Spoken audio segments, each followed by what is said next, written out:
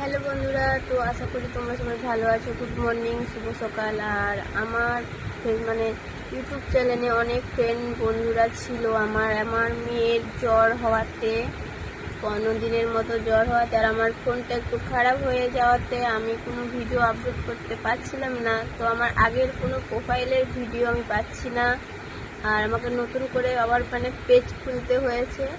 তো প্লিজ বন্ধুরা, আমাকে এই নতুন পেজটাতে আমি চাই তোমাদের অনেক অনেক ভালোবাসা চাইছি।